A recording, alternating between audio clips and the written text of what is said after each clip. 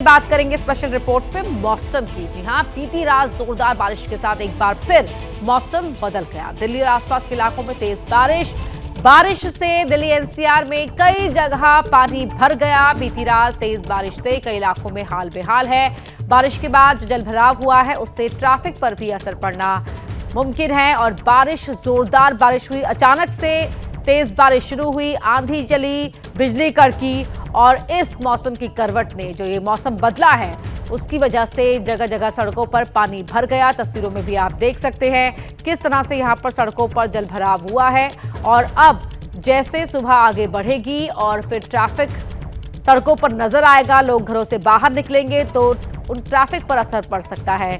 इस बात की पूरी संभावना है क्योंकि सड़कों पर जगह जगह पानी भरा हुआ है, जलभराव है। दिल्ली और साथ ही दिल्ली के अलावा एनसीआर की भी बात करें तो तेज आंधी चली, उसके बाद भारी बारिश हुई और इस बारिश के बाद जगह जगह सड़कों पर पानी भरा हुआ है।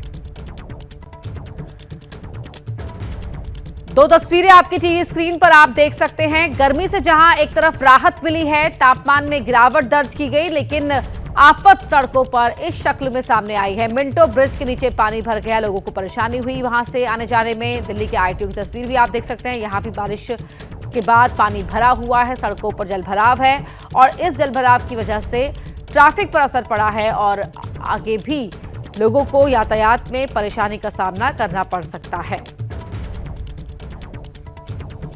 मधिया खान हमारी सहयोगी हमारे साथ जुड़ रही हैं फोन लाइन पर। मधिया, मौसम की करवट से जो लोग घर के अंदर थे वो तो राहत महसूस कर रहे थे, लेकिन बाहर तो ये पानी आफत बनकर बरसा है।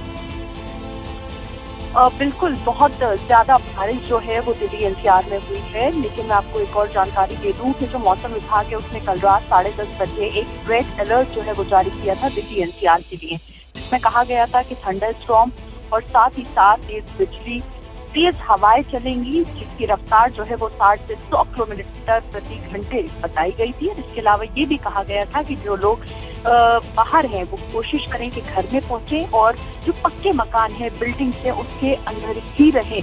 यानी कि जो कमजोर बिल्डिंग्स हैं, कमजोर जगहें हैं, कमजोर शेल्टर्स हैं, उसके नीचे जो है वो पनाह ना ले।